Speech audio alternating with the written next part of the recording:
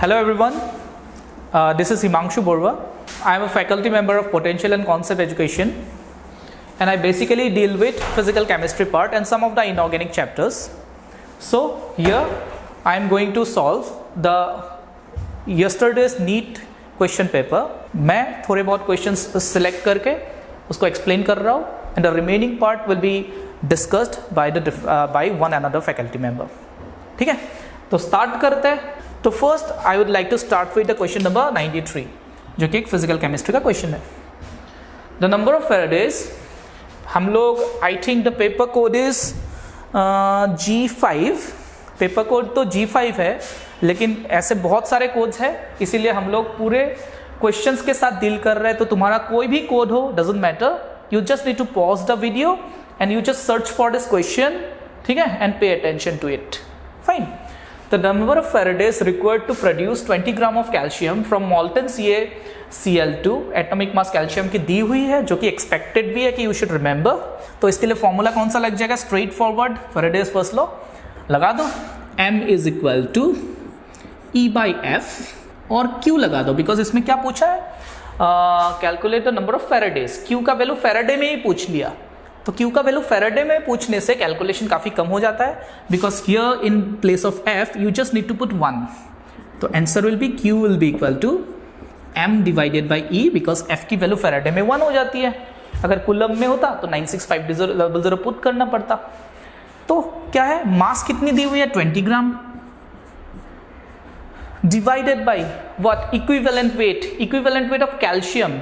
दिमाग लगाओ, equivalent weight कैसे निकालते हो? Molar mass divided valency factor या एन फैक्टर बोल देते हो. तो इस CaCl2 का जो एन फैक्टर है वो 2 है. आसान है.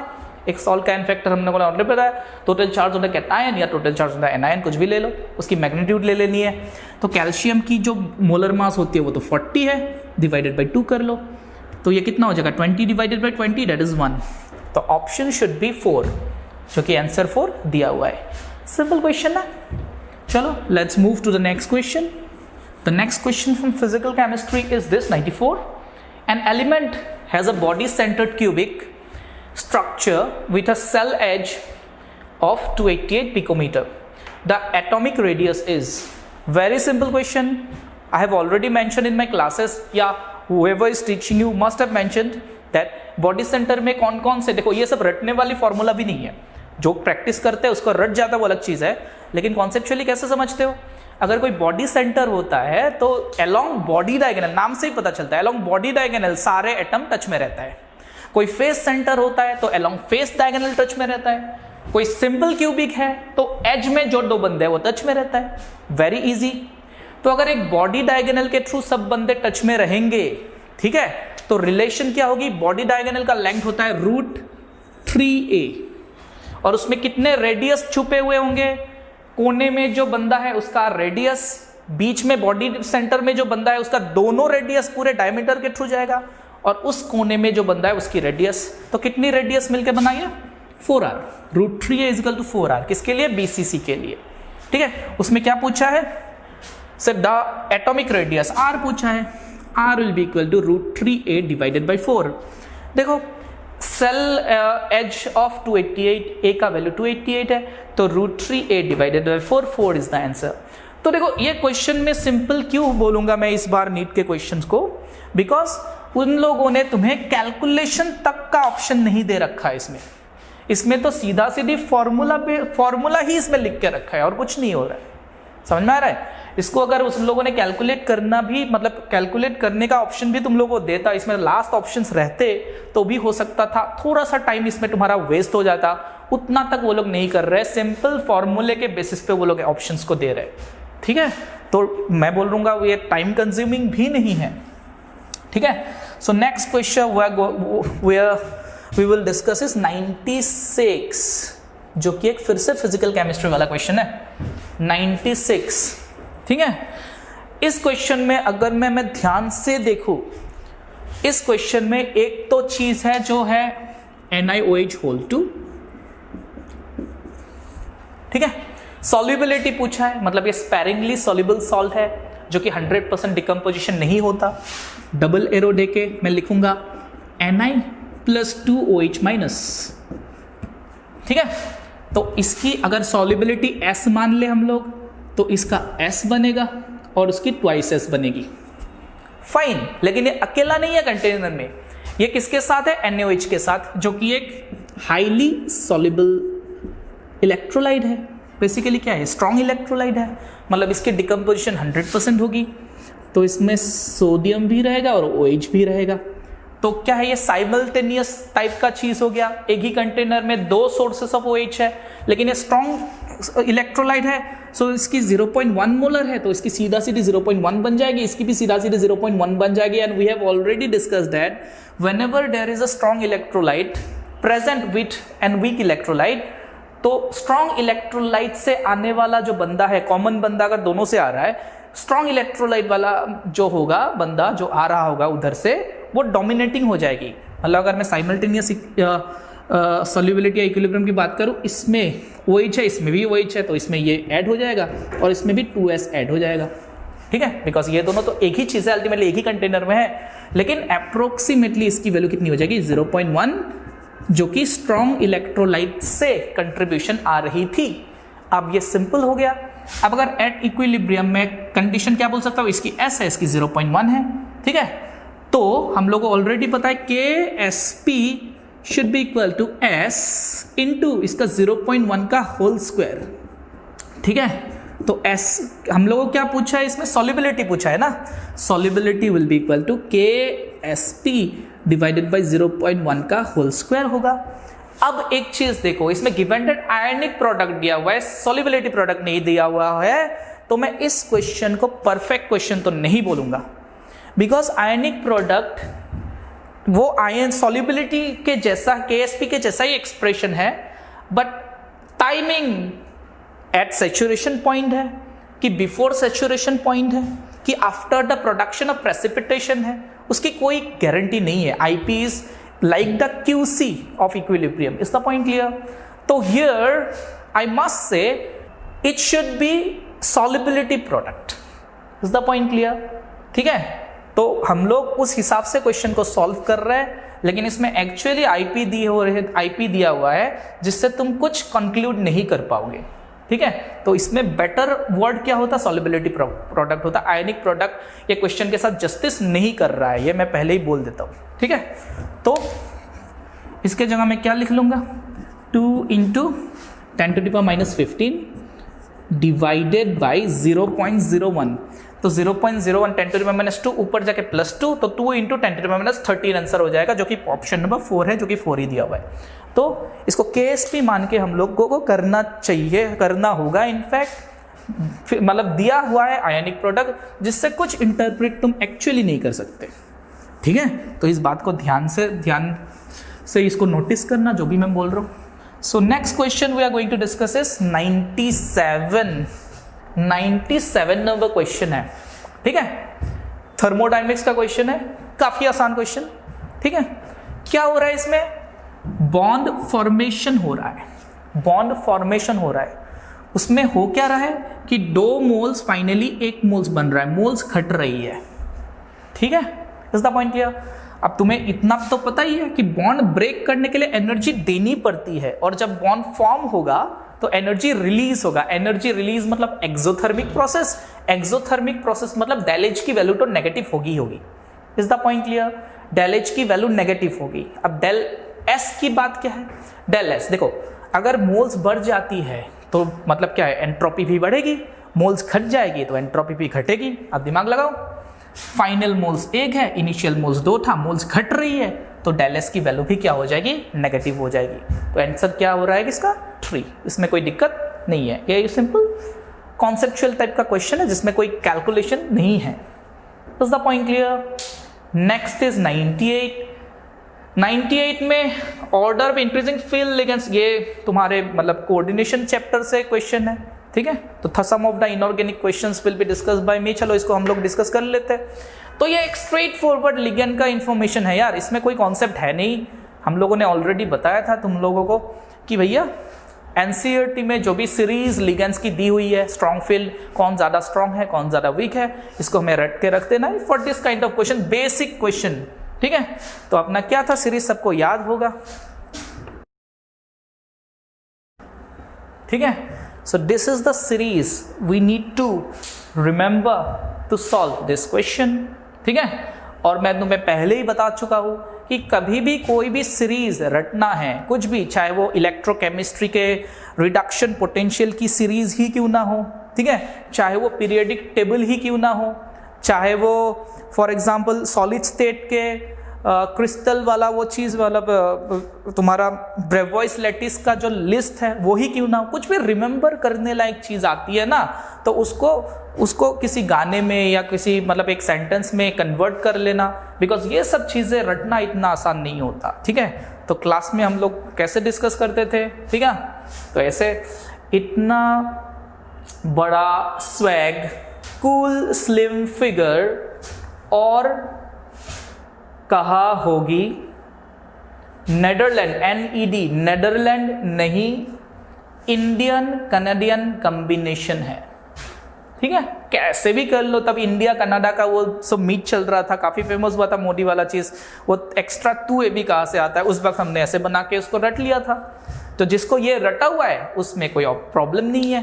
तो कौन सा ऑप्शन तुम्हें सही लग रहा है सबसे ज़्यादा, तो इसमें CO2SCN में CN होगी सबसे ज़्यादा, ठीक है।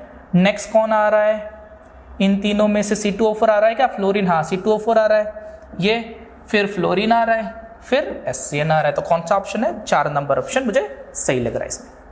Is the point clear? So next question we are going to discuss is question number 99। Question number 99 basic सा क्वेश्चन है। The calculated spin only magnetic moment of chromium is, पहली बात तो क्रोमियम, ठीक है, 24 एक्सेप्शन। तो क्रोमियम का अगर मैं कॉन्फ़िगरेशन लिखूं, that is argon 4s1 3d5, everyone knows this exception.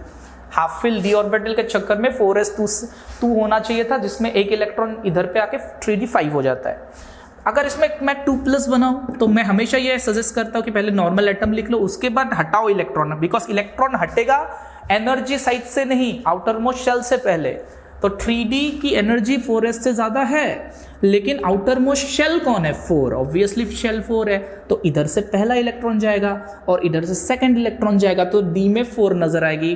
D में 4 नज़र आने का मतलब, अगर मैं हंस रूल से इसको ड्रॉ करूँ तो 1 2 3 4 आर्गन तक तो सभी पैड ही रहेगा, और स्पिन अगली मैग्नेटिक मोमेंट निकालना है तो अनपेड इलेक्ट्रॉन की बारी आती है, तो सीधा सीधी इधर पे n=4 आ जाती है, तो तेरी मैग्नेटिक मोमेंट म्यू जो होगी वो √n(n+2) होगी।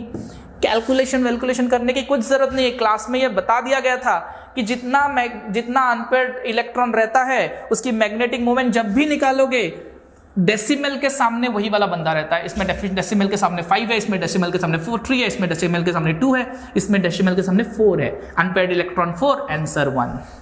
ऐसे कैलकुलेशंस होती है फिजिकल केमिस्ट्री के क्वेश्चंस के। मैंने काफी सारे शॉर्टकट टेक्निक्स तुम लोगों को बता के रखा है ऑलरेडी, ठीक है, कि थर्मोडायनेमिक्स के बड़े क्वेश्चन आए तो क्यों नहीं सॉल्व करना है, आधे में क्यों एक बार ऑप्शन चेक करके देखना है, ये सब क्वेश्चन में क्यों नहीं लास्ट तक कैलकुलेट करना है, ये सब फंडा मार के देखना है, ठीक है, तो आराम से ये क्वेश्चन बन जाती है। चाहे तुम टेस्ट करके देखना यार, 5 अनपेयर्ड इलेक्ट्रॉन का वो मैग्नेटिक मोमेंट निकाल के देखना, 4 का देखना, 3 का देखना, 2 का देखना, 1 का देखना, सब में ये कॉन्सेप्ट काम आ जाएगा। Trick, I will not say concept, just a trick, fine. So next question we are going to deal with is question number 103। Question number 103, again a very easy question from kinetics. The rate constant for first order reaction is this, the time required to reduce इतना gram of the reactant to इतना gram, ठीक है। अपना formula क्या था kinetic, मतलब first order kinetics के लिए जो इंटीग्रेटेड रेट लॉ था वो क्या था, K is equal to 2.303 divided by T log of A0 by AT, ठीक है। कंसंट्रेशन का जो रेशियो होगा, ठीक है, वो बेसिकली मोल्स के रेशियो बोल सकते हो, ठीक है। मोल्स क्या होता है, मास बाय मोलर मास होता है, तो बंदा सेम है तो मोलर मास कैंसल आउट होगी, तो मास के रेशियो भी डायरेक्टली पुट कर सकते हो, कोई दिक्कत नहीं है। तो क्या हो जाएगा उसमें, क्या हो जाएगा, टाइम पूछा है, T will be equal to 2.303 divided by 4.606। देखो इतना अच्छा वैल्यू दे दिया गया है जिसमें तुम्हें कुछ करने की भी जरूरत नहीं है यार, कैंसिल आउट हो रहा है सीधा चीज ही। लॉग ऑफ इनिशियल कितना था n0 तुम्हारा 2 ग्राम से 0.2 ग्राम 2 0.2 मतलब log 10 हो रहा है, log 10 सीधा सीधी 1 हो रहा है। तो इसमें क्या ही करो 10⁻³ को ऊपर जाके 1000 बन जाएगा, नीचे ये इसको 2 बार कटेगा तो आंसर शुड बी 500 सेकेंड्स। है कोई ऑप्शन 500? हाँ 2 है, आंसर 2 ही, कोई दिक्कत नहीं है इसमें भी, स्ट्रेट फॉरवर्ड इजी सा क्वेश्चन है। फिर हम लोग डिस्कस करेंगे 103 के बाद 107, 103 के बाद सीधा 107 जो कि again a question from thermodynamics which is a basic question, no calculation. What the correct option from free expansion for free expansion of an ideal gas under adiabatic condition is adiabatic condition. Heat loss heat gain तो होगी नहीं, Q सीधा 0 है, is the point clear? Q सीधा 0 है। और free expansion मतलब क्या होता है, आउटसाइड में कोई प्रेशर ही नहीं है, एक्सपांड हो रहा है। अगर ऑपोजिशन में कोई पी एक्सटर्नल है ही नहीं तो वर्क डन भी क्या होगी 0।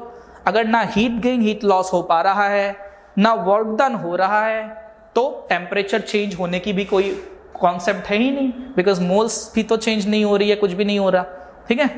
तो अल्टीमेटली क्या हो रहा है कि भैया अगर हीट लॉस हीट गेन नहीं हो रहा है, वर्क डन भी नहीं हो रहा है, तो टेम्परेचर में भी कोई चेंज, बिकॉज एनर्जी एक्सचेंज नहीं हो रहा है, एनर्जी एक्सचेंज नहीं हो रहा है मतलब कहीं ना मतलब अल्टीमेटली टेम्परेचर जो है वो भी कांस्टेंट रहना चाहिए, तो डेल्टा टी का वैल्यू 0 आना चाहिए। तो option number 4 is the correct option, ठीक है, उसमें भी कोई दिक्कत नहीं है। आगे बढ़े, next question we are going to discuss is 110 nothing to discuss. The number of protons, neutrons and electrons in this is a very basic question I would say। नीचे वाला atomic number which denotes the number of proton and a neutral element में number of protons और number of electrons क्या होते हैं same. तो क्या पूछा है, protons, neutrons and electrons पूछा है, ठीक है। तो protons और electrons का नंबर क्या होना चाहिए सेम। तो protons और electrons, protons पहले है electrons लास्ट में है, ठीक है। तो प्रोटॉन्स और इलेक्ट्रॉन्स का नंबर सेम होना चाहिए, फर्स्ट और लास्ट वाला सेम होना चाहिए। माइनस करके भी देखने की जरूरत नहीं है कि भैया फर्स्ट और लास्ट वाला दी ऑप्शन में है मार दो। और न्यूट्रॉन्स क्या होता है, mass number minus atomic number. Easy, ये सब क्वेश्चंस तुम्हें एकदम बेसिक लेवल लगेगी, एटॉमिक स्ट्रक्चर से ये क्वेश्चन है, लेकिन इसको भी करने की इतनी ज़रूरत नहीं है। Again 113 a question from this chapter solution, ठीक है। क्या बोल के रखा है इसने, the freezing point depression in freezing point, the freezing point depression constant KF of benzene is this, KF की वैल्यू दी हुई है। The freezing point depression, the depression in freezing point ही पूछा है। सॉल्यूशन मोलैलिटी, डायरेक्टली मोलैलिटी है, containing a non electrolyte में ना ब्रेक होगा ना कुछ होगा, I की वैल्यू बॉन्ड ऑफ फैक्टर की वैल्यू 1 होगी। सॉल्यूट इन बेंजीन इज, तो क्या करना है, delta TF should be equal to क्या होगा formula, I into KF into M, जिसमें I की वैल्यू है 1, ठीक है। तो सीधा सीधी लगा दो यार, डेल्टा TF की वैल्यू कितना हो जाएगा 5.12 इंटू M की वैल्यू कितनी हो जाएगी 0.078। कैलकुलेशन पार्ट में छोड़ रहा हूँ तुम लोगों के लिए, इसमें जो आंसर 2 दिया हुआ है मतलब ये कहीं ना कहीं ये होगा, तो देख लो यार, आना भी चाहिए, इतना ही आना चाहिए ऑलमोस्ट, इतना पॉइंट क्लियर, ठीक है। तो ये कैलकुलेट करके देख लेना, ठीक है, ये मैं तुम लोगों के लिए छोड़ रहा हूँ। सीधा फॉर्मूला बेस्ड क्वेश्चन है, इसमें कुछ करने की जरूरत बिल्कुल भी नहीं है, फाइन। तो आगे बढ़ते हैं, the next question we are going to deal with is 115 वाला क्वेश्चन, जो कि नहीं दिख रहा, चलो 115 वाला क्वेश्चन। अच्छा देखो, इसमें भी मैंने शॉर्टकट टेक्निक तुमने बताया था, a mixture which shows positive deviation from Rawls law, positive deviation from Rawls law, ठीक है। पॉजिटिव डेविएशन होने के लिए क्या होगा, इंटरमॉलिक्यूलर जो अट्रैक्शन वगैरह होनी चाहिए वो थोड़ा क्या होना चाहिए, आफ्टर मिक्सिंग कम होनी चाहिए, तभी जाके वेपर्स ज़्यादा बनेगी और वेपर प्रेशर ज़्यादा होगा तो वो पॉजिटिव डेविएशन दिखाएगा। बेंजीन और टोल्यूइन, ठीक है, ये क्या है अपना आइडियल मिक्सचर होता है, नेचर लगभग सेम, ठीक है। तो ये मिक्सिंग से कोई मतलब ना पॉजिटिव डेविएशन शो करेगी ना नेगेटिव। एसीटोन क्लोरोफॉर्म बहुत ही इंपॉर्टेंट, हम लोगों ने बहुत इसको कॉमनली डिस्कस करते ही है, CH3 chloroform HCHCl3, so due to the strong pull chlorine chlorine chlorine, ये पुल के वजह से, ठीक है, ये हाईली इलेक्ट्रोपॉजिटिव बन जाता है, हाईली पॉजिटिव चार्ज आता है, तो ये स्ट्रांगली पुल करता है इसके पेयर को, ठीक है। तो इसकी जो पोलरिटी होती है that will be equivalent as OH की पोलरिटी, ठीक है। तो कभी भी अगर OH बॉन्ड है तो इसमें बहुत ज़्यादा मतलब नेगेटिविटी डिफरेंस होता है, तो ये O और ये H जो कि हाईली फिलहाल इलेक्ट्रोपॉजिटिव है उसके बीच में हाइड्रोजन बॉन्डिंग डेवलप हो जाती है। ये काफ़ी कॉमन क्वेश्चन है, रट भी लेते हैं लोग, ठीक है। तो बॉन्डिंग स्ट्रांग हो रही है, मतलब वो क्या दिखाई देगा, नेगेटिव डेविएशन दिखाई देगी, पॉजिटिव नहीं दिखाई देगी, ठीक है। Chloroethane bromoethane, again same nature, almost ideal हो जाएगा। इथानॉल प्लस एसीटोन जो कि एक लौटा है जो कि पॉजिटिव डेविएशन दिखा रहा है, इसका मैंने कॉन्सेप्ट भी बताया था, रटने का टेक्निक, कॉन्सेप्ट नहीं, याद रखने का टेक्निक। अगर ऑलरेडी किसी के पास इथानॉल जो कि हाइड्रोजन बॉन्डिंग प्रेजेंट है, एसीटोन के पास नहीं है, तो ऑब्वियसली उसके हाइड्रोजन बॉन्डिंग को ये अफेक्ट कर देगा, ठीक है। तो इंटरमॉलिक्यूलर फोर्सेस जो है घटेगी, इज द पॉइंट क्लियर।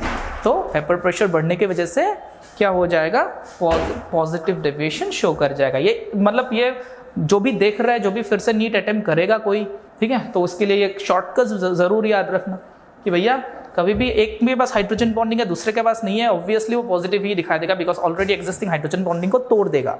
और ये सब तो कॉमन चीज़ है जिसमें नेचर ऑलमोस्ट सेम है, वो आइडियल, और बाकी तो कॉमन क्वेश्चन है ये सब, एसीटोन क्लोरोफॉर्म, एसिड के साथ बेसिकली पानी के साथ एसिड, वो सब कॉमन क्वेश्चन है, वो सब तो ध्यान से देख ही लो, ठीक है। उसके बाद वाला जो हम लोग क्वेश्चन डिस्कस कर रहे हैं that is 117, again simplest of simplest question, ठीक है। Which one of the following has maximum number of atoms, जिसके पास मोल्स ज्यादा है उसके पास एटम्स भी ज्यादा होंगे। सबका 1 ग्राम है तो मोलर मास एक का 24, दूसरे का 1 डिवाइडेड बाई 32, तीसरे का 1 डिवाइडेड बाई 7, चौथे का 1 डिवाइडेड बाई 108। सबसे ज्यादा किसकी होगी, जिसकी मोलर मास सबसे कम होगी, ऑप्शन नंबर 3। तो this is very very easy, ठीक है। Next question we are going to discuss is question number 123, question number 123। सो 123 क्वेश्चन नंबर जो है वो है एक गैसियस स्टेट से क्वेश्चन, ठीक है। Again a common question of क्या है, Dalton's law of partial pressure, a mixture of N2 and AR gas in the cylinder contains 7 gram of N2, तो मोल्स ऑफ N2 जो हो जाएगा वो 7 डिवाइडेड बाई 28 हो जाएगा, डेट इज 1/4, ठीक है। 8 gram of AR, moles of AR will be equal to, इसमें AR का दिया भी हुआ है 40, तुम लोगों को इतना टेंशन लेने की जरूरत नहीं, will be equal to 8 divided by 40 that is 1/5, that's the point here, ठीक है। तो क्या बोल रहे रखा है pressure, if the total pressure of the mixture of the gases in the cylinder is 27 bar, total pressure PT is equal to 27 bar दिया हुआ है, बार में आंसर है, बार में दिया भी हुआ है, कोई दिक्कत नहीं। तो पार्शियल प्रेशर, तो क्या होगा, partial pressure of N2 will be equal to क्या होगा, total mole fraction of N2 into total pressure. Moles दोनों के मिल चुके हैं, मोल फ्रैक्शन ऑफ N2 निकाल लो यार। मोल फ्रैक्शन ऑफ N2 क्या होगा, N2 के मोल्स जो कि 1/4 है, तो क्या लिखोगे 0.25, 0.25, ठीक है, divided by total moles 0.25 plus कितना हो जाएगा 0.2, ठीक है। तो 25 डिवाइडेड बाय 45 हो गया मोल फ्रैक्शन। तो 25 डिवाइडेड बाय 45 कर लो इंटू 27 कर लो, तो आंसर जो भी आएगा वो होना चाहिए तुम्हारा, ठीक है। इजी तो है कैलकुलेशन, इसमें से कैलकुलेशन भी बहुत ज़्यादा डिफिकल्ट नहीं, 27 3 मतलब ये कट ही जाएगा, कर ही लेते यार। 25 डिवाइडेड बाई 45 इंटू 27 है, ये 9 से 3 बार, ये 9 से 5 बार, ये 5 बार गया, 5 3 is 15, तो कौन सा है, ऑप्शन नंबर 2, सिंपल कैलकुलेशन, ठीक है।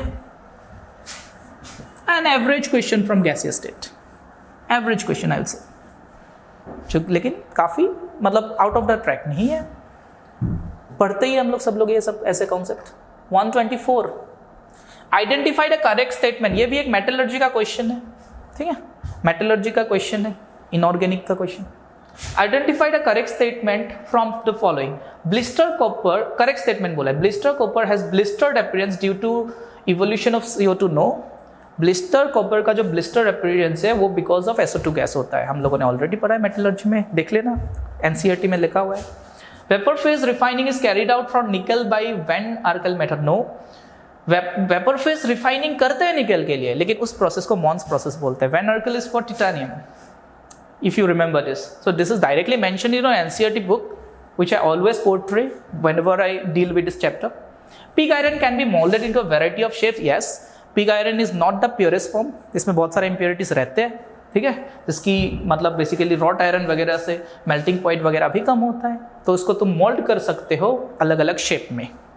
Rot iron is the impure iron with 4% carbon. No, wrought iron is the purest form of iron, ठीक है।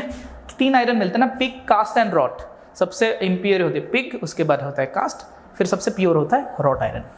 फाइन, तो ये भी एक सिंपल है। तो गलत कौन सा है या सही करेक्ट स्टेटमेंट पूछा है? हाँ, थर्ड वाला ऑप्शन सही होगा, because 1, 2 and 4 is wrong. Clear? Next option, next question we are going to deal with is 125. Okay, so the next question we are going to deal with is question number 125. So 125 is here. ठीक है, इस question को देख लो। ये question भी एक क्या दिया हुआ है, एक रिएक्शन दी हुई है जिसकी Kc की वैल्यू दी हुई है at some 300 Kelvin and you are asked to find the value of delta G naught. So this is a formula based question and in fact the options are given in such way that you can easily recall the formula. Is the point clear? तो ये average question को options जिस तरीके से दिया हुआ है वो और आसान बना देता है आराम से, ठीक है। तो क्या करोगे, फॉर्मूला क्या है, delta G is equal to delta G naught plus R T L N K, R T L N Q actually, अगर मैं नॉर्मल कोई भी टाइम की बात करूँ, at equilibrium G naught is 0, so delta G is 0, तो are T L N के सी या के पी कुछ भी हो, के बन जाएगा। तो उसमें डेल्टा जी नॉट की जो वैल्यू आएगी वो minus R T L N K आएगा। तो इसमें minus R T L N K terms में चीजें है, एक में प्लस दिया हुआ है, के का वैल्यू अलग दे दिया है, के इज 2 × 10⁻13, ठीक है, माइनस ये देखो लास्ट ऑप्शन में माइनस आर की value 8.314, T temperature is 300 which is already given, L N K, तो ऑप्शन नंबर 4। तो ऐसे ऑप्शंस तुम्हें दिए हुए हैं जो कि तुम्हें फॉर्मूला का भी याद दिला देता है आराम से, ठीक है। कैलकुलेशन तो है नहीं, थर्मोडायनेमिक्स के क्वेश्चंस कैलकुलेशन की वजह से थोड़े बड़े हो जाते थे, लेकिन उसकी भी टेंशन तुम्हें नहीं लेना है इस बार के नीट के क्वेश्चंस में, ठीक है। तो identify, next question we are going to deal with is 126, identify the molecules which does not exist. तो इसमें सीधा सीधी बात है, ये नोबल गैस है हीलियम, जो कि मोनोएटमिक है, जो कि He2 के टर्म में कभी भी एग्जिस्ट नहीं करेगी, ठीक है। तो option is 4, very easy. So after 126 the next question we are going to deal is 127. 127, I will say this is a good question. An increase in concentration of the reactants of a reaction leads to change in, अगर concentration को बढ़ाओगे तो इनमें से कौन से ऐसे चीजें हैं, ठीक है, इनमें से कौन सा ऐसा चीज है जो चेंज हो सकता या होगा, ठीक है, और हो सकता है मतलब, और बाकी सब चेंज नहीं होगा। तो कंसंट्रेशन बढ़ाने से रेट में इफेक्ट पड़ेगा, is the point clear, rate में इफेक्ट पड़ेगा, ठीक है,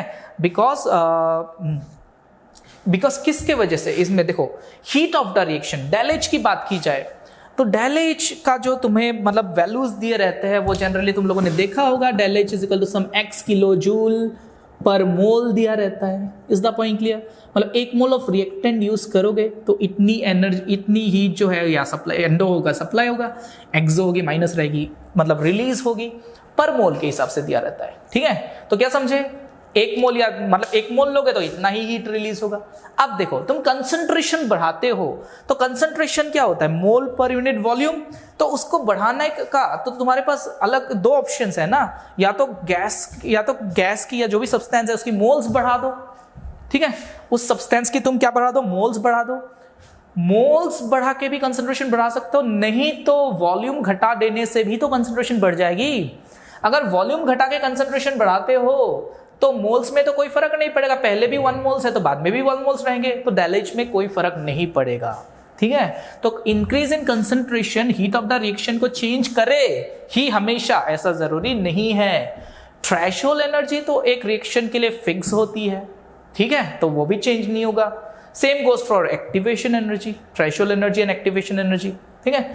तो बात बचा कॉलिजन फ्रीक्वेंसी। यस, कंसंट्रेशन बढ़ाने का मतलब है या तो वॉल्यूम घटा दे रहे हो या तो लोग बढ़ा रहे हो, मोल्स बढ़ा रहे हो, तो कॉलिजन फ्रीक्वेंसी तो भैया चेंज होगी ही होगी। Is the point clear? हो सकता है कॉलिजन्स क्या हो जाएगी, वॉल्यूम घटा देने से ज्यादा नंबर ऑफ कॉलिजन्स होगा इन पर यूनिट टाइम, ठीक है। तो ऑप्शन शुड बी 3। यहाँ पे शायद मिसप्रिंट हुआ है, मिस्टेक हुआ है, तो मैं ऑप्शन 3 रखूंगा इस क्वेश्चन के लिए। Is the point clear? तो 127 answer should be collision frequency, ठीक है। चलो 127 के बाद the next question we are going to deal with is 130, ठीक है।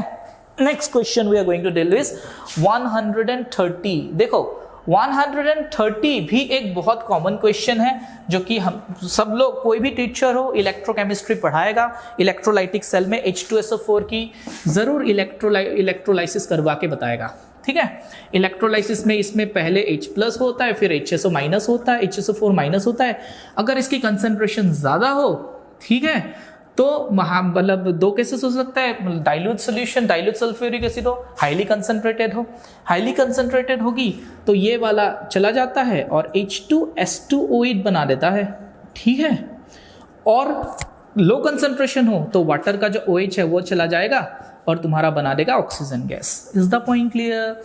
अल्टीमेटली हाई कंसंट्रेशन भी हो, जब ये पहले बनेगा उसका अमाउंट लो हो जाए तो बाद में O2 ही बनना चालू हो जाता है, ठीक है। लेकिन ये क्वेश्चन क्यों आसान है? बिकॉज इनमें से अगर मैं ऑक्सीजन गैस तो सही ऑप्शन है, H2S गैस मतलब H2SO4 के इलेक्ट्रोलाइसिस में मिलता नहीं, ना SO2 मिलता है, ना हाइड्रोजन गैस तो सीधा किस में मिलता है, कैथोड में मिलेगा। Is the point clear? तो एनोड में ऑक्सीजन गैस और वो बनने का चांसेस था H2S2O8, बट पॉइंट इज इसमें ऑप्शन इतने इजी रखे हुए हैं कि तुम्हारे को ऑक्सीजन गैस ही दिमाग में आएगा और कुछ टेंशन भी नहीं होगा, ठीक है। एनोड एनायन OH- जाके ऑक्सीजन गैस बना देगा। ऑप्शन इसमें थोड़ा बहुत क्रिटिकल दे सकता था, कॉम्प्लिकेटेड दे सकता था ताकि तुम लोग कंफ्यूज होते, लेकिन इसमें तो कंफ्यूजन की कोई बात नहीं, straight forward answer is oxygen gas. Fine. Next question we are going to deal with is 131। Again a very easy question, ठीक है। 131 को मैं बीच में लेके आता हूं। फाइन। तो इसमें क्या पूछा है? The change in oxidation number of carbon in the following reaction is, इसमें कार्बन की ऑक्सीडेशन नंबर कितनी होती है? -4, हाइड्रोजन का +1 होता है। ऑक्सीडेशन नंबर निकालना is a very easy question, और इसमें -1 है, माइनस तो इसमें +4 हो जाएगा। तो -4 से +4 कहाँ पे है? -4 से +4 है, ऑप्शन नंबर 2, वेरी इजी, ठीक है। Again very easy question, oxidation number. बाद में इक्विवेलेंट के क्वेश्चन पूछते थे, एन फैक्टर के क्वेश्चंस पूछते थे, इसमें सिंपल ऑक्सीडेशन नंबर के क्वेश्चंस आ गए, जो कि बहुत ही बेसिक सा क्वेश्चन है। Next question we are going to deal with is 133, which will be my last question to discuss. Measuring zeta potential is useful in determining which property of colloidal solution. ये एक तो सीधा सीधी बात है, NCERT में लिखा हुआ है कि जीटा पोटेंशियल बढ़ने के मतलब जीटा पोटेंशियल है क्या, तुम लोगों को याद होगा, ठीक है। AgI वाला, सपोज तुम्हारे पास AgNO3 है, उसको तुम KI में मिक्स कर देते हो, मतलब ये तुम्हारी डिस्पर्स फेज है, ये तुम्हारा डिस्पर्शन मीडियम है। और हमें पता है इसको रटने के लिए मैंने भी बहुत सारे तरीके बताते थे। देखो मेरे क्लास में हमेशा तुम लोग ये फील करते ही हो कि याद रखने का तरीका मैं बहुत सारा बताता हूँ। कॉन्सेप्ट जो भी चले हमको बेसिकली एग्जाम तक लेके जाना होता है, ये सब थियोरेटिकल क्वेश्चंस को। तो मैंने क्या बताया था कि भैया चाहे तुम इसको इस पे डालो या इसमें इसको इस पे डालो, दोनों ही NCERT में है, तो उसको कैसे याद रखते थे? बनेगा तो AgI, ठीक है, और उस पे चिपकेगा एक आयन। कौन सा चिपकेगा? मैंने ऐसे याद रखने के लिए बोला था दोनों केस में कि Ag या I में से ही कोई चिपकेगा। याद रखना, जो बनाए उनमें से ही कोई चिपकेगा। कौन चिपकेगा? जिसकी अमाउंट ज्यादा है। डिस्पर्स मीडियम में I की अमाउंट ज्यादा है तो I- चिपक जाएगी। अगर इसको इसमें डालते तो बनेगा फिर से AgI, ठीक है। चिपकेगा कौन? जो कि ज्यादा अमाउंट में है, ठीक है। तो ज्यादा अमाउंट में कौन है? इसको इस पे डालते तो Ag ज्यादा अमाउंट में बनता, तो इन दोनों में से कोई चिपकेगा ना, ऐसे याद रखते थे हम लोग, ठीक है। तो इसमें क्या होता था, फॉर एग्जाम्पल I- चिपक गया, लेकिन सोल्यूशन में K+ भी तो भरे पड़े हैं, तो ये तो फर्स्ट लेयर है जो कि AgI के ऊपर डायरेक्टली चिपक गया I-। लेकिन एक K+ का जो लेयर है उसके आजू बाजू मंडराता रहता है, मतलब ये मूवेबल होता है, एकदम फिक्स नहीं होता, ये तो फिक्स होता है, ये इधर से मतलब ऐसे फ्लो करता रहता है, घेर के रहता है, कोई बाहर भी चला गया कोई दूसरा आता है, ठीक है, ये फिक्स लेयर नहीं है। तो इसके बीच में ये प्लस है, इसके बीच में जो पोटेंशियल जनरेट होती है वही था अपना जीटा पोटेंशियल या इलेक्ट्रोकाइनेटिक पोटेंशियल, ठीक है। अब ये पोटेंशियल का वैल्यू बहुत ज्यादा होने का मतलब ये चार्जेस बहुत ज्यादा है। अगर अब सिमिलर हर एक कोलोइडल पार्टिकल में यही चीज हो रही होगी तो सिमिलर चार्जेस के वजह से रिपल्सिव फोर्स बढ़ेगा और वो दूर दूर जाएंगे और कहीं ना कहीं कोगुलेशन होने से रोकेंगे, ठीक है। तो अल्टीमेटली जीटा पोटेंशियल जो है वो stability of the colloidal particles का आइडिया देता है। Measuring zeta potential is useful in determining which property of the colloidal solution, I would से not solubility, size of the colloidal particles भी नहीं, viscosity भी नहीं, विस्कोसिटी ऑफ द मीडियम भी नहीं, stability of the colloidal particles, which is option number 2 and the correct option. Is the point clear?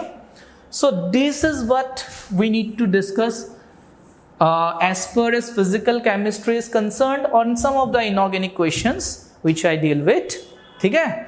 तो लगभग तुम लोगों ने ऑलरेडी देखा कि क्वेश्चंस इजी थे, 2-3 एवरेज क्वेश्चंस थे, लेकिन ऐसे भी क्वेश्चंस थे जो कि ठीक ठाक बन सकते थे, लेकिन उसके ऑप्शंस ऐसे दिए गए हैं जो कि तुम्हें आराम से उसमें से एक ऑप्शन को चूज करने में हेल्प कर देती है, ठीक है। तो if I need to rate this paper I would say this is an easy paper, ठीक है। So this is it from my side, thank you, ठीक है। If you have any doubts you can definitely ask in the comment section, I will definitely get back to that, fine. चलो thank you then, bye bye. आज हम लोग paper discussion के लिए यहाँ पे हम लोग अटेंशन दे रहे हैं। देखिए हम लोग का जो ऑर्गेनिक केमिस्ट्री की बात है, तो ऑर्गेनिक केमिस्ट्री हम लोगों ने जो पेपर अभी तक देखा है, तो ये हमारा पेपर आपका कोड है इसका हमारा G5 कोड है। तो हम लोग कुछ क्वेश्चन की बात कर लेते हैं। देखिएगा इसका मैं अगर सॉल्यूशन की बात करूं तो मेरे पास फर्स्ट क्वेश्चन है क्वेश्चन नंबर 91। ये देखिए 91 क्वेश्चन है। Sucrose on hydrolysis gives. अब आपको अच्छी तरह पता होगा सुक्रोज जो होता है ना, ये आपका जो होता है ये हाइड्रोलाइसिस कराने के बाद आप कहेंगे ग्लूकोज भी देता है और प्लस फ्रुक्टोज भी देता है, ग्लूकोज प्लस फ्रुक्टोज देता है। आप कहेंगे अगर ये इक्विमोलर मिक्सचर अगर होगा इसको हम लोग बोलेंगे इन्वर्ट शुगर। लेकिन ये कौन सा ग्लूकोज होगा और कौन सा फ्रुक्टोज होगा? तो आप कहेंगे कि ये अल्फा डी ग्लूकोज और ये होता है beta D fructose. Alpha D glucose और बीटा डी फ्रुक्टोज, इस प्रोसेस को क्या बोलते हैं सर? हाइड्रोलाइसिस। अब बताइए ये आपका शुगर है, ये 2 शुगर में टूटा, डाइसेक्राइड हो गया। मैंने कहा ग्लूकोज फ्रुक्टोज। आप कहेंगे ये दोनों किससे लगा होगा? तो मैंने कहा C1C2 ग्लाइकोसिडिक लिंकेज, पता होगा आपको ग्लाइकोसिडिक लिंकेज 2 टाइप का। अगर यहाँ पे दोनों इसको अगर आप अटैच करोगे तो एक इथ्रियल लिंकेज से अटैच होगा, इथ्रियल बॉन्ड से अटैच होगा। आप कहेंगे सर ये हमारा ग्लाइकोसिडिक C1C2 से अटैच होगा। Direct sucrose hydrolysis glucose fructose, alpha D glucose beta D fructose. ये आपका ऑप्शन आपका इसमें क्या होगा सर? फर्स्ट होगा। बहुत आसान है। सेकेंड क्वेश्चन की बात कीजिए आप। देखिए 92 नंबर क्वेश्चन, ये हमारा एल्काइल हैलाइड का है। देखिए elimination reaction of 2 bromopentane to form pentene. अब देखिए ये थोड़ा सा रिएक्शन मैकेनिज्म से आ गया, कैसा क्वेश्चन है? तो 2 ब्रोमोपेंटेन 1 2 3 4 5 पेंटेन है। अब बताइए 2 पे लगा दिया, 2 ब्रोमोपेंटेन इसको बोलेंगे। आप कहेंगे सर इसमें इलिमिनेशन रिएक्शन कराना है। इलिमिनेशन के लिए क्या देते हैं? स्ट्रॉन्ग बेस देते हैं, जैसे अल्कोहलिक KOH सबको पता है। मैंने कहा इसमें क्या होता है कि अल्कोहलिक KOH अगर दे दिया तो क्या सीखा है आपने? हाइड्रोजन यहाँ से भी जा सकता है, यहाँ से भी जा सकता है, HBr। अगर ये जाएगा तो आप कहेंगे ये बनेगा, अगर ये A वाला गया तो ये बनेगा, और B वाला गया तो ये बनेगा। ध्यान से देखिए, इसको बोलेंगे 1 पेंटीन और इसको बोलेंगे हमारा 2 पेंटीन। अब देखिए, ये वाला एल्कीन जो होगा वो साइड में है और ये मिडिल में है। More number of alpha hydrogen, less number of alpha hydrogen, this is more stable और this is less stable product. More stable product को हम लोग बोलते हैं सेटजेफ, सेटजेफ। या आप कहेंगे देखिए इसमें एक और ऑप्शन दे रखा है, उसी का नाम है जेटसेफ, जेटसेफ प्रोडक्ट। प्रोडक्ट, इस प्रोडक्ट को हम लोग मेजर प्रोडक्ट बोलते थे, सेटजेफ और जेटसेफ। तो बताइए ये जो रिएक्शन हुआ उसमें क्या पूछ रहा है सर? ये बीटा एलिमिनेशन है। ध्यान से देखिए, एक कार्बन से हाइड्रोजन और सेकंड कार्बन से क्या जा रहा है? ब्रोमीन जा रहा है। तो ये हमारा क्वेश्चन जो था, ये हमारा सेकंड क्वेश्चन 92 नंबर क्वेश्चन जो है, ये हमारा था एल्काइल हैलाइड टॉपिक से एलिमिनेशन का क्वेश्चन था। अब देखिए इसमें ऑप्शन आपको पकड़ना है। ऑप्शन कैसा पकड़ना है तो ध्यान से देखिए, elimination reaction of 2 bromopentane to form pentene, this is pentene या 2 पेंटीन या पेंटुइन, ये प्रोडक्ट का फॉर्मेशन होना है। आप कहेंगे सबसे पहले देखिए फॉलो जेटसेफ रूल, बात सही है।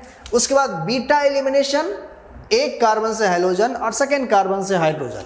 अगर आप 1-2 एलिमिनेशन होता है तो 1-2 एलिमिनेशन को हम लोग क्या बोलते हैं सर? बीटा एलिमिनेशन भी बोलते हैं। तो मैंने कहा ये हो गया बीटा एलिमिनेशन। सेकेंड हो गया फॉलो जेटसेफ रूल, जेटसेफ रूल को इसने फॉलो कर लिया है, अच्छी बात है। इसके बाद थर्ड में डी स्टेप में देखिए, सी में डिहाइड्रोहाइलोजिनेशन, डिहाइड्रोहाइलोजिनेशन कितना सिंपल नाम है। डी का मतलब होता है लॉस या होता है लेस। मैंने कहा डिहाइड्रो, हाइड्रो मतलब हाइड्रोजन और हाइलोजिनेशन मतलब X, मतलब H और X का लॉस हो रहा है, H और X का लॉस हो रहा है। तो ये भी कहेंगे ये डिहाइड्रोहाइलोजिनेशन भी है। मैंने कहा ये बीटा एलिमिनेशन भी है। मैंने कहा ये फॉलो जेटसेफ रूल भी है। मैंने कहा सर A, B और C तीनों ऑप्शन आपका इसमें करेक्ट होगा। A, B और C इसमें आपका तीनों ऑप्शन करेक्ट होगा। मैंने कहा ये फोर्थ ऑप्शन आपका करेक्ट होगा। नेक्स्ट क्वेश्चन हम लोग डिस्कस कर ले। अब मैं आ रहा हूँ 95 नंबर क्वेश्चन। 95 नंबर क्वेश्चन ये आपका इनऑर्गेनिक से क्वेश्चन आया है इस बार। देखिएगा क्या लिखा है, HCl was passed through a solution of calcium chloride, magnesium chloride and sodium chloride. Which of the following compounds crystallizes, यानी प्रेसिपिटेट कौन होगा, प्रेसिपिटेट कौन होगा, ये आपसे पूछ रहा था। प्रेसिपिटेशन की बात है यहाँ पे, प्रेसिपिटेट कौन होगा ये आपसे पूछा जा रहा था। अब देखिए मैंने कहा सोडियम क्लोराइड जो होता है ना, सोडियम क्लोराइड आपने कहा Na+Cl- डिसोसिएट हुआ और HCl, ये देखिए HCl को इसमें पास कराया गया H+Cl-। देखिए Cl- यहाँ पे कॉन्सेंट्रेशन ऑफ Cl- को ये इंक्रीज करा रहा है। आप कहेंगे सोडियम क्लोराइड के बारे में ज़रा सोचिए। मैंने कहा इसका जो आयनिक प्रोडक्ट है और एक सॉल्युबिलिटी प्रोडक्ट है, अगर कॉन्सेंट्रेशन ऑफ Cl- को इंक्रीज कराओगे, ionic product greater than solubility product due to common ion effect, due to common ion effect, common ion effect. आप कहेंगे जिसके चलते आप कहेंगे सर आयनिक प्रोडक्ट इसका ज़्यादा हो गया और सोडियम क्लोराइड जो होगा वो आपका प्रेसिपिटेट हो जाएगा। तो इसमें आपका जो ऑप्शन होगा 95 नंबर क्वेश्चन में वो ओनली NaCl, फर्स्ट ऑप्शन इसका करेक्ट होगा।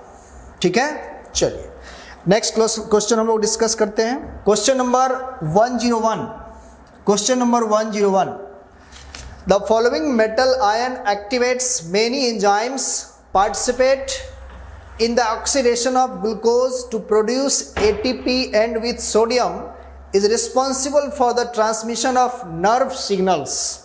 ये तो एकदम डायरेक्ट फैक्ट पे क्वेश्चन आ गया। आप कहेंगे जो ग्लूकोज होते हैं ऑक्सीडाइज कराया जाता है, एंजाइम्स होते हैं, एंजाइम्स, आपने कहा एटीपी फॉर्मेशन होता है। अब एंजाइम हमारा क्या होता है, सिर्फ एक कैटलिस्ट होता है, और उस कैटलिस्ट में आप एंजाइम में एक्चुअली एंजाइम को जो और एक्टिवेट करता है, एक्टिवेट्स एंजाइम्स, वो होता है सोडियम पोटेशियम।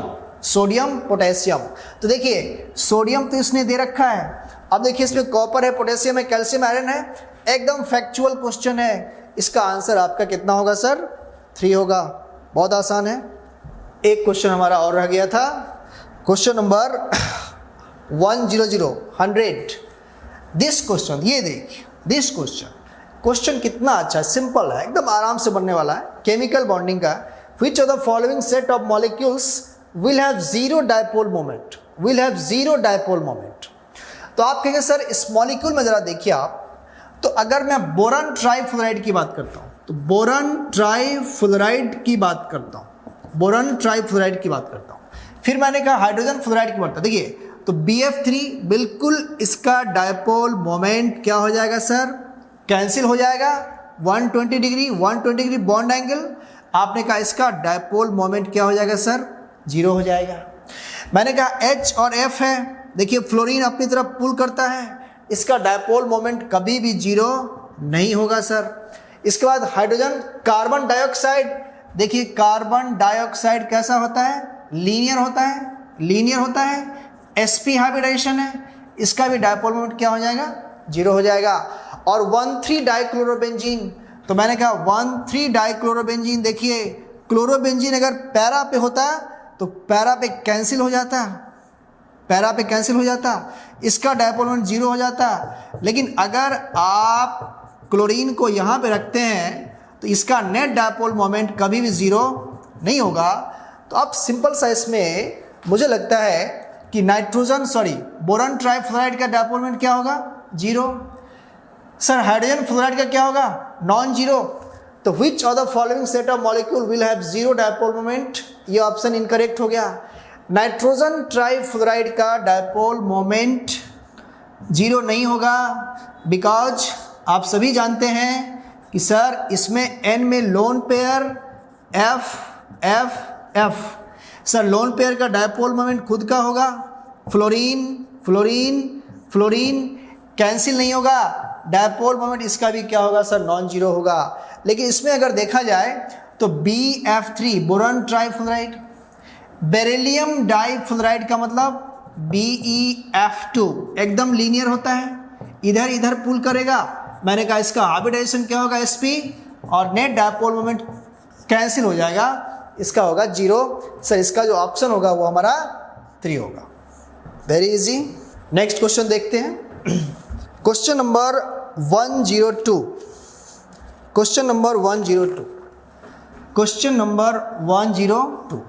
ये वाला क्वेश्चन है।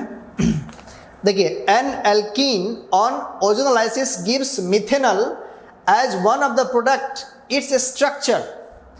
अब मिथेनॉल कैसा होता है? This is methanol formaldehyde.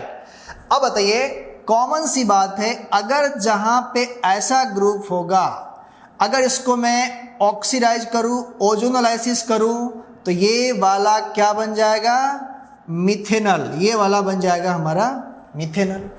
तो अब टर्मिनल एल्कीन, इसको क्या बोलते हैं हम लोग? Terminal alkene.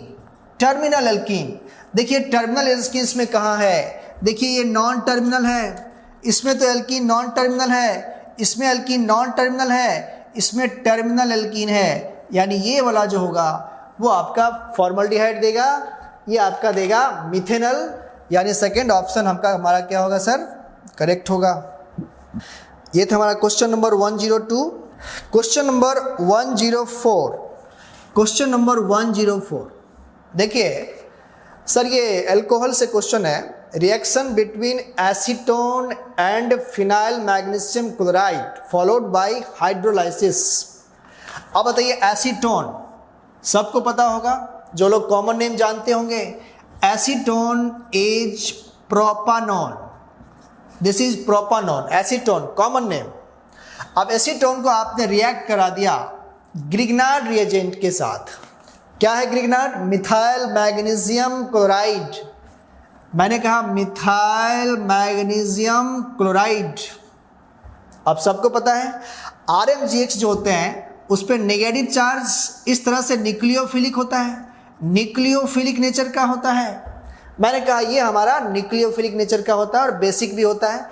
न्यूक्लियोफाइल की तरह अगर ये अटैक करेगा तो इस कार्बोनिल कार्बन पे अटैक करेगा, पाई बॉन्ड को ब्रेक करा देगा और इसके साथ ये सिंगल बॉन्ड अटैच्ड हो जाएगा, कोवलेंटली अटैच्ड हो जाएगा।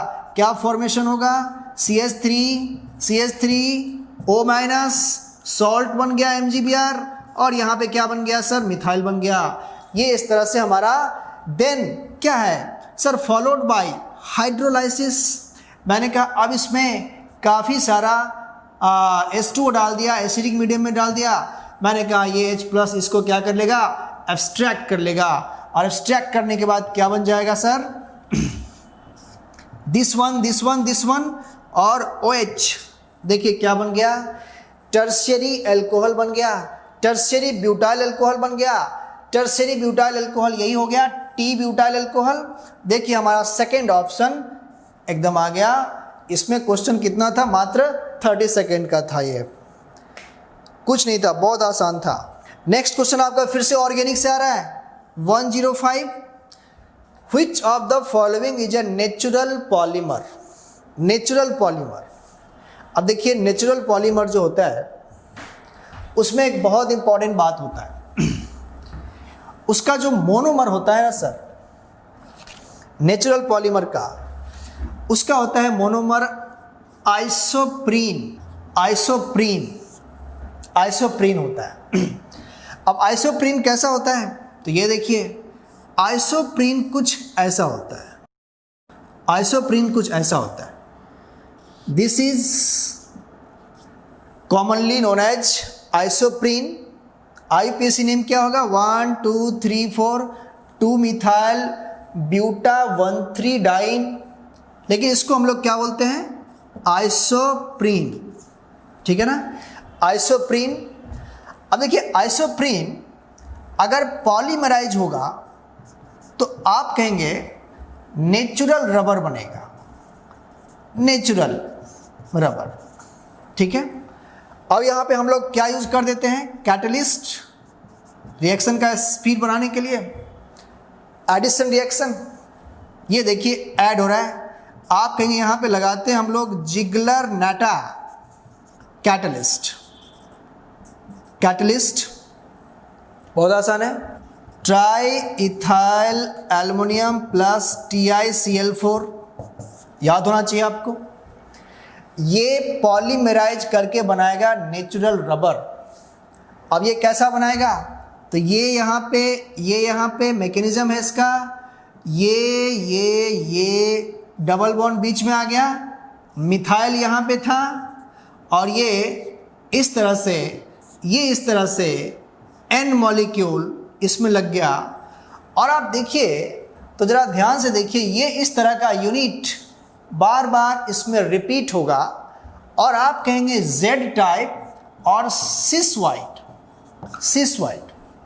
इस तरह का स्ट्रक्चर होगा। तो आप ज़रा देखिए कि सिस की बात करते हैं 105 की, तो मैंने कहा ये सिस ऑप्शन दे दिया आपको, सिस 1,4 पॉली आइसोप्रीन। आइसोप्रीन का बार बार अगर रिपीट होगा तो आप कहेंगे पॉली आइसोप्रीन, नेचुरल रबर हो गया 1 2 3 4। ये हमारा ऑप्शन 4 नंबर ऑप्शन इसका क्या होगा सर? करेक्ट होगा। बहुत आसान है, पॉलीमर का क्वेश्चन है, थोड़ा सा इसमें मैकेनिज्म बेस्ड था, बट अगर डायरेक्टली किसी को अगर याद होगा तो वो सीधा NCERT में आप देख सकते हैं, इसको लिखा हुआ मिल जाएगा आपको।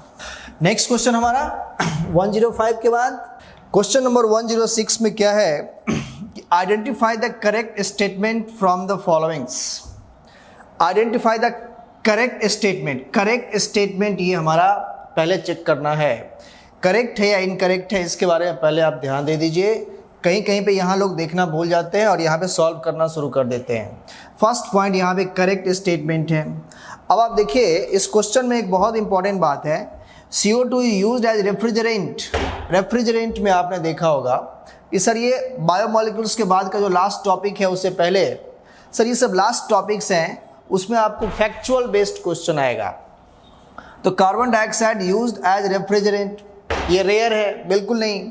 मैंने कहा स्ट्रक्चर ऑफ C60 के बारे में देखिए आप, इसका जो स्ट्रक्चर होता है वो सॉकर बॉल की तरह होता है, सॉकर बॉल की तरह होता है। और इसमें याद रखने वाली बात क्या है, करा कि contains 12 carbon ring actually and 25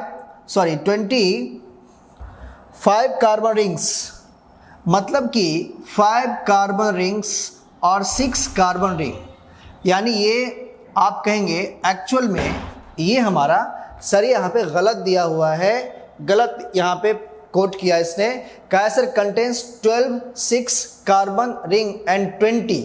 actually में ये 6 जो होता है ना, 6 वाला 20 होता है और ये वाला सर 12 होता है, ये वाला 12 होता है। तो देखिए सर ये उल्टा हो गया, यानी ये हमारा structure of C60 contains 6 carbon ring, ये हमारा गलत हो गया सर, ये भी हमारा गलत हो गया। अब इसमें एक कॉमन सी बात है कि carbon monoxide colourless and odourless gas होता है, ये हमारा करेक्ट ऑप्शन है, ये हमारा बिल्कुल करेक्ट ऑप्शन है। और ZSM5 ये एकदम डायरेक्ट NCERT में है। ये आप कहेंगे सर यहाँ पे एक क्वेश्चन जो आ रहा है ये हमारा जियोलाइट का क्वेश्चन है। जियोलाइट जो होता है एक हेट्रोजीनस कैटलिस्ट होता है और ये पेट्रोलियम इंडस्ट्री में बहुत यूज होता है। पेट्रोलियम इंडस्ट्री में लोग इसमें एल्केनॉल से सर गैसोलीन बनाते हैं, एक कैटलिस्ट होता है। और ये सही बात है, ये फैक्चुअल बात है। तो आप देखिए इसमें आप इस दोनों को रिजेक्ट कर दिया, इस दोनों को आपने पकड़ लिया, ये दोनों ऑप्शन हमारा करेक्ट है। C और D हमारा थर्ड ऑप्शन जो है यहाँ पे C और D हमारा करेक्ट है। डायरेक्ट फैक्चुअल बेस्ड सिंपल सा क्वेश्चन है। मैं नेक्स्ट क्वेश्चन पे आ रहा हूँ, क्वेश्चन नंबर 108।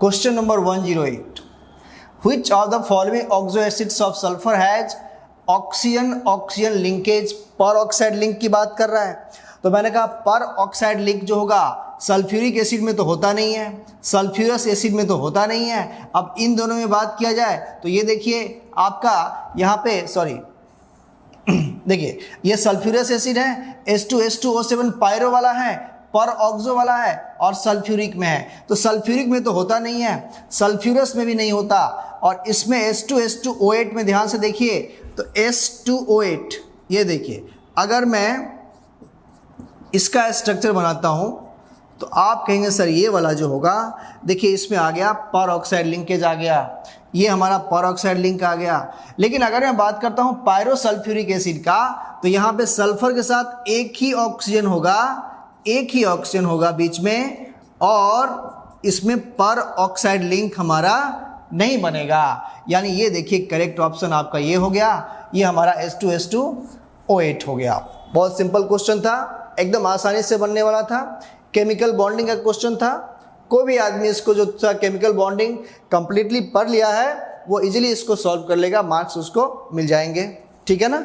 नेक्स्ट क्वेश्चन देखता हूं मैं नेक्स्ट क्वेश्चन मैं उसको देखता हूं। देखिए क्वेश्चन नंबर, अब मेरे हैं क्वेश्चन नंबर 109, ध्यान से देखिए, ऑर्गेनिक का क्वेश्चन है। Identify compound X in the following sequence of reactions. ये X के बारे में आपको डिटरमाइन करना है कि इसमें से कौन सा ऑप्शन इसका करेक्ट है। अब देखिए ये हमारा टॉलिन है, मिथाइल बेंजीन है, टॉलिन है। अब बताइए टॉलिन अगर है तो टॉलिन से अगर मैं इसमें क्लोरीनेशन कराता हूँ तो सर यहाँ पे क्या क्या हो सकता है।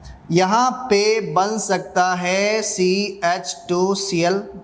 अगर मैं 2 टाइम्स क्लोरीनेशन कराता हूँ तो यहाँ पे बन सकता है CHCl2। अगर ये ऐसा हो जाए तो हमारा फॉर्म हो सकता है CCl3। आप कहेंगे sir this is benzyl chloride, this is benzo dichloride, sorry benzal dichloride, और ये हो गया बेंजो ट्राइक्लोराइड। सिंपल सा है। अब देखिए इसने कहा कि वाटर और टेम्परेचर ले लिया। मैंने कहा अगर मैं वाटर की बात करता हूँ तो देखिए एल्काइल हैलाइड है, देखिए एल्काइल हैलाइड है सर, सॉल्वोलाइसिस होगा। क्या होगा?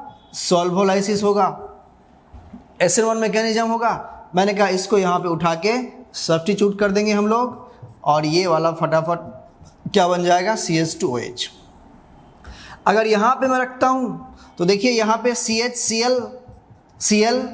एक OH फिर दूसरा OH ऐसे करके लगेगा। मैंने कहा 2OH हाइड्रोलाइसिस करके प्रोडक्ट आ गया। लेकिन ये कैसा हो गया? Gem diol, and this gem diol is unstable relatively. यहाँ से क्या निकल जाएगा सर? हमेशा वाटर निकल जाएगा। वाटर निकालने के बाद यहाँ पे क्या बन जाएगा? Benz aldehyde. ये क्या बन जाएगा सर? Benz aldehyde. लेकिन अगर मैं इसमें से अगर मैं वाटर इसको हाइड्रोलाइसिस कराता हूँ तो ये देखिए ये हो जाएगा 5COH। अब देखिए यहाँ से ये वाटर निकालेंगे और ये इसका फॉर्मेशन हो जाएगा आपका बेंजोइक एसिड का, बेंजोइक एसिड का। अब देखिए मेरे को क्या चाहिए?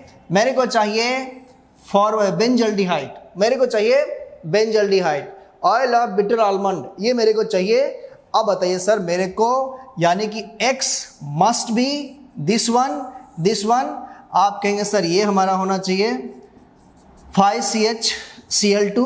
ये इसका एक्चुअली में जो हम लोग नाम लेते हैं इसका बेंजल डाई क्लोराइड बोलते हैं इसको। तो ये आपका ऑप्शन हो गया। यानी डेफिनेटली अगर बात किया जाए इसका, अगर करेक्ट ऑप्शन की बात करें तो ये हमारा डेफिनेटली क्या हो जाएगा? डाइक्लोरो हो जाएगा। सेकेंड ऑप्शन हमारा करेक्ट हो जाएगा। बहुत ही इजी पेपर था।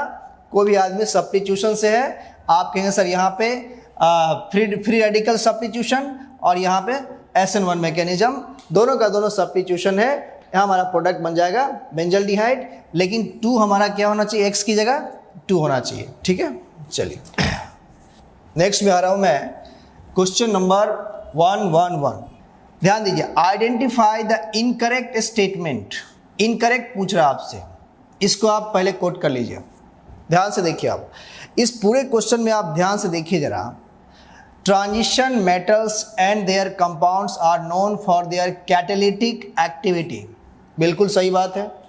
मैंने कहा due to their ability to adopt multiple oxidation states and to form complexes. एकदम एग्जैक्टली सही बात है। प्लेटिनम हो, पैलेडियम हो, निकेल हो, कॉपर हो, मैंगनीज हो, बहुत सारे जो ट्रांजिशन मेटल्स होते हैं वो कैटालिटिक एक्टिविटी शो करते हैं sir.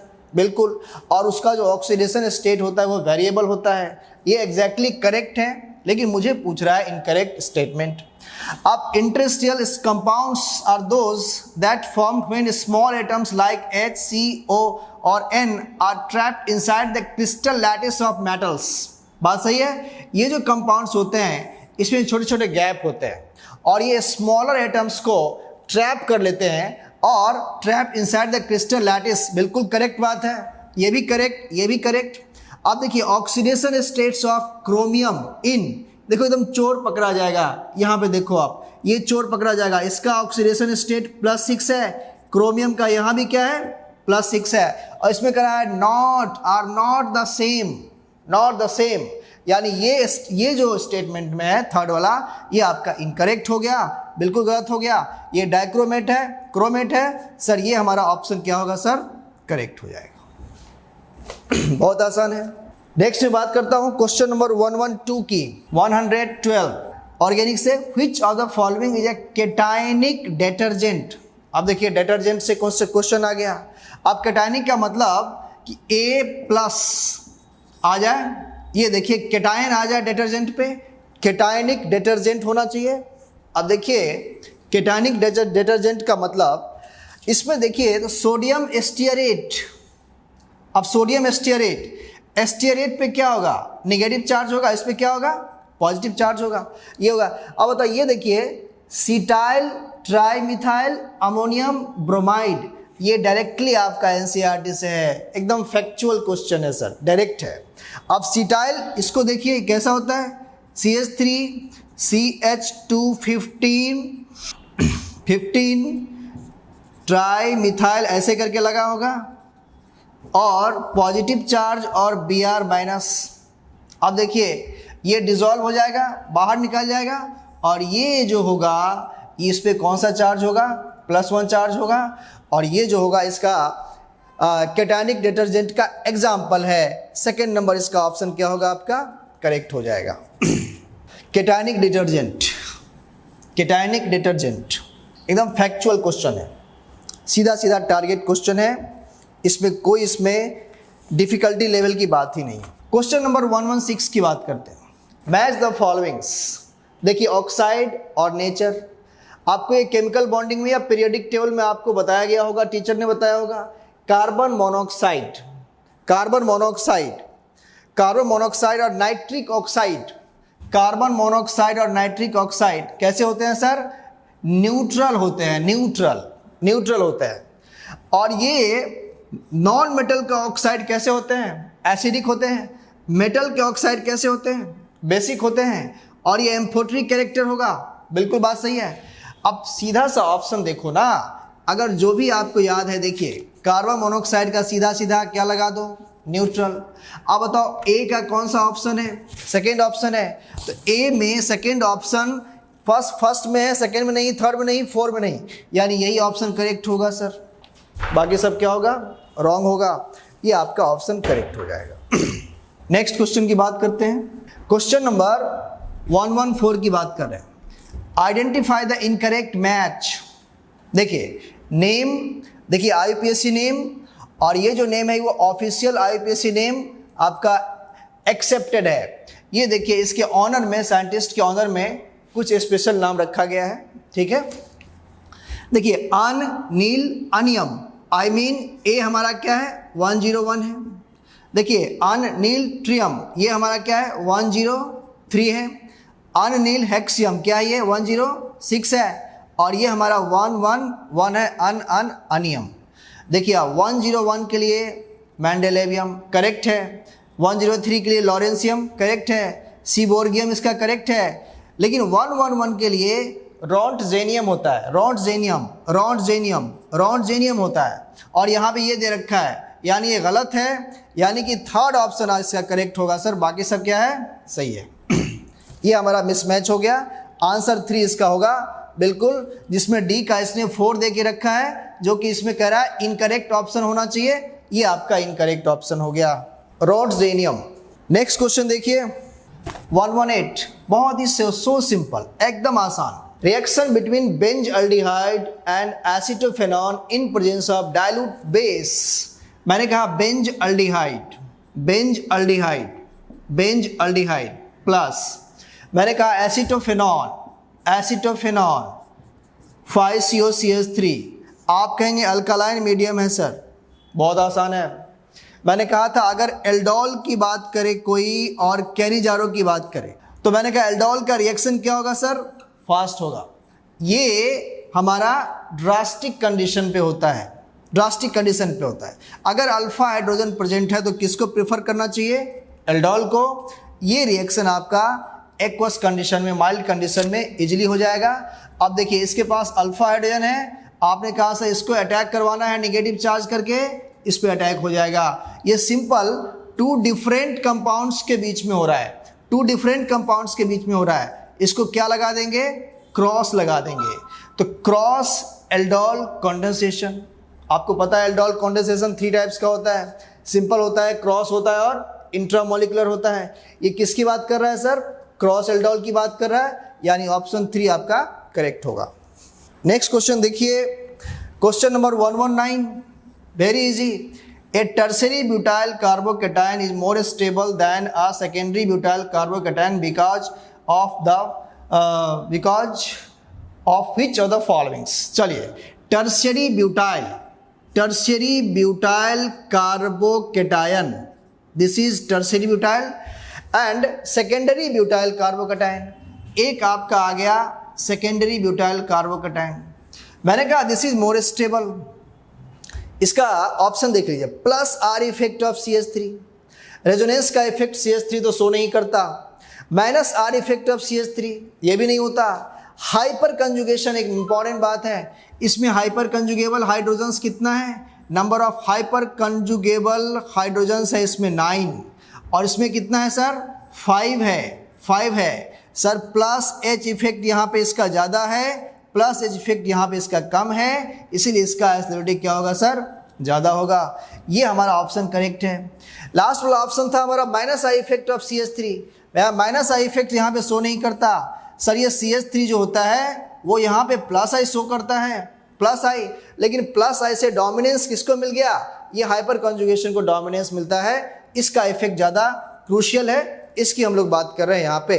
Sir minus I effect जो होता है, सॉरी माइनस आई इफेक्ट, वो minus I effect CH3 group का शो कहाँ पे करेगा, वो वहाँ पे करेगा जहाँ पे हम लोग बात करेंगे ऑर्गेनोमेटलिक कंपाउंड की, जैसे RMGX हो गया। RMGX में ये जो होता है ये हमारा कैसा शो करता है, माइनस आई इफेक्ट। यहाँ पे इस तरह का कोई कंडीशन है ही नहीं, ठीक है। तो बेस्ट ऑप्शन हमारा क्या होगा सर, सिर्फ हाइपर कंजुगेशन की बात करेंगे, ठीक है। Third option correct. Next question देख लें, which of the following is not correct about carbon monoxide. Carbon monoxide, the carboxy hemoglobin bond to CO is less stable than oxy hemoglobin. ये गलत बात है सर, कार्बन मोनोऑक्साइड हेमोग्लोबिन के साथ बहुत ही strongly bind होता है, बहुत ही स्ट्रांगली बॉन्ड बनाता है। ये कह रहा है कि नहीं बनाता। It is produced due to incomplete combustion, ये भी सही बात है। Carbon monoxide incomplete combustion, it reduces oxygen carrying ability of blood, correct है। लेकिन ये वाला पूछ रहा है कि नॉट करेक्ट, तो नॉट करेक्ट में सिंपल सा जवाब हो गया ये सेकेंड नंबर क्वेश्चन, एकदम कॉमन सेंस का क्वेश्चन है ये कि सर कार्बोक्सी जो हेमोग्लोबिन होता है वो मोर स्टेबल हो जाता है, अगर ब्लड के साथ वो हीमोग्लोबिन के साथ वो कंबाइन कर लेता है तो ये मोर स्टेबल फील करता है, और ऑक्सी हीमोग्लोबिन के कंपेयर में ये वाला मोर स्टेबल फॉर्म कर लेता है, कंपाउंड बना लेता है, कॉम्प्लेक्स कोऑर्डिनेट कर लेता है, और इसी के चलते आप कहेंगे sir reduces oxygen carrying ability, blood के बारे में बात कर रहा है, यानी सेकेंड ऑप्शन इसका क्या होगा सर, करेक्ट हो जाएगा। नेक्स्ट नंबर क्वेश्चन देखिए, एकदम बायोमोलिक्यूल्स से, ये बायोमोलिक्यूल्स है। Which of the following is a basic amino acids. Basic amino acids, मान लो अगर कहीं पे NH2 और एसिड का अगर नंबर इसका ज़्यादा हो गया तो कैसा होगा सर, बेसिक होगा। इन जनरल बात कर रहे हैं, अगर इसका नंबर लेस देन एसिड के नंबर से हो गया तो आप कहेंगे कैसा हो गया सर, एसिडिक हो गया। तो आप चेक करना है कि एलानाइन, टायरोसाइन, लाइसिन और सेरिन में सर इसमें ये कंडीशन किस में आ रहा है, तो ये मुझे चेक करना है, ज़रा देखिए। अब इसमें चेक करना है मेरे को, इसमें चेक करना है। अगर मैं इसको, अगर आपको याद होगा तो टायरोसाइन के बारे में ये होता है आपका NH2 CH C double bond OH CH2 CH2 CH2 CH2 और NH2, ठीक है ना। टायरोसाइन है ये, 5 कार्बन है इसके अंदर। अब देखिए इसमें नंबर ऑफ NH2, हाँ number of NH2 carboxylic acid से ज़्यादा है, और ये हमारा हो गया बेसिक एमाइनो एसिड्स, और ये आपका एसेंशियल एमाइनो एसिड्स होते हैं, ये आपको याद रखना होता है, NCERT में डायरेक्टली है एसेंशियल एमाइनो एसिड्स, और कुछ होते हैं नॉन एसेंशियल्स, ठीक है। तो एसेंशियल एमाइनो एसिड्स होते हैं ये, और ये हमारा कायरल सेंटर होता है, ये हमारा ऑप्टिकली एक्टिव भी होता है, ऑप्टिकली एक्टिव भी होता है। तो ये हमारा सेकेंड ऑप्शन करेक्ट हो जाएगा, जो आपका डायरेक्ट फैक्चुअल क्वेश्चन था, ठीक है। नेक्स्ट क्वेश्चन की बात कर रहे हैं, क्वेश्चन नंबर 122। ये देखिए, अब ये थोड़ा सा कॉम्प्लेक्स कंपाउंड से क्वेश्चन आ गया, कोऑर्डिनेशन से आ गया। कह रहा है कि urea reacts with water to form A। अब urea reacts with water to form A, अगर मैं इसको वाटर के साथ रिएक्ट कराता हूं तो हाइड्रोलाइसिस होगा सर।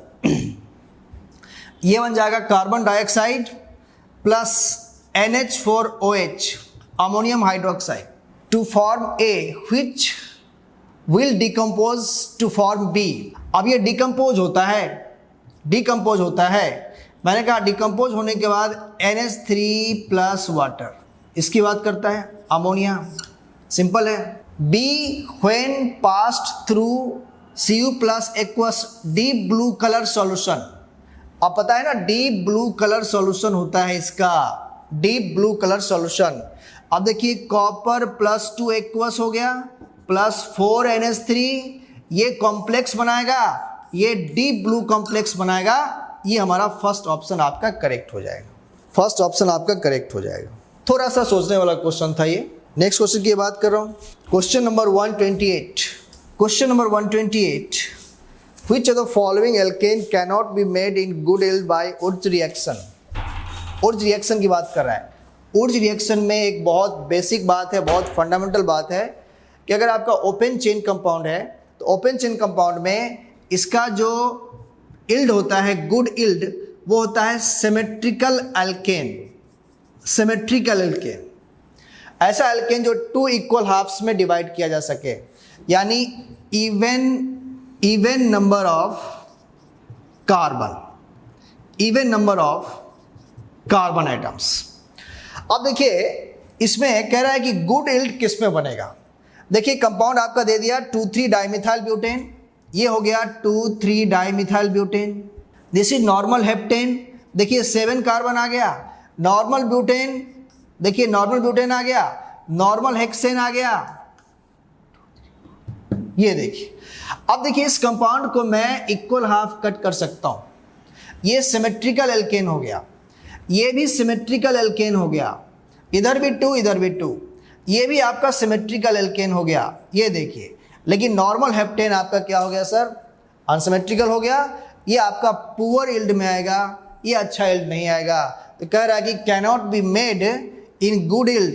बहुत इजी ऑप्शन है, सेकेंड ऑप्शन आपका करेक्ट होगा, बहुत इजी ऑप्शन है। नेक्स्ट क्वेश्चन पे आ रहा हूं मैं, question number 129, which of the following amine will give the carbylamine test. बहुत आसान है, डायरेक्टली कार्बाइल एमाइन टेस्ट कौन देता है, प्राइमरी एमाइन। प्राइमरी एमाइन कैसा होता है sir, RNH2 chloroform plus base, पता है ना, isocyanide foul smell substance, foul smell substance, ये आपको पता ही होगा डायरेक्टली, बहुत ही इजी क्वेश्चन है। अब प्राइमरी एमाइन आपको सर्च करना है। देखिए ये सेकेंडरी एमाइन हो गया, ये भी आपका सेकेंडरी हो गया, ये टर्शियरी हो गया, और एनिलीन आपका प्राइमरी एमाइन हो गया। ये आपका प्रोडक्ट बनाएगा 5NC। यस, ये आपका कार्बाइल एमाइन टेस्ट देगा। करेक्ट ऑप्शन आपका क्या होगा सर, 4 हो जाएगा। करेक्ट ऑप्शन आपका क्या हो जाएगा, 4 हो जाएगा। नेक्स्ट क्वेश्चन की बात करते हैं, क्वेश्चन नंबर 132 ऑर्गेनिक का क्वेश्चन है।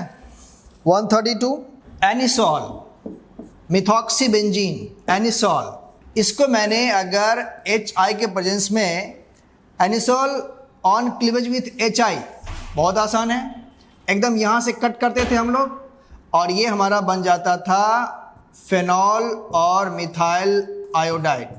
मैकेनिज्म मैंने सब बताया आपको, ऑलरेडी बता चुका हूँ। कौन सा मैकेनिज्म था, SN2 मैकेनिज्म होता है सर। ये आपका क्लीवेज हो जाएगा, ये पार्ट हमेशा फेनॉलिक बनेगा और यहाँ पे हेलाइड लग जाएगा, यानी फेनॉल प्लस मिथाइल हेलाइड। आपका ये फर्स्ट ऑप्शन करेक्ट हो, सॉरी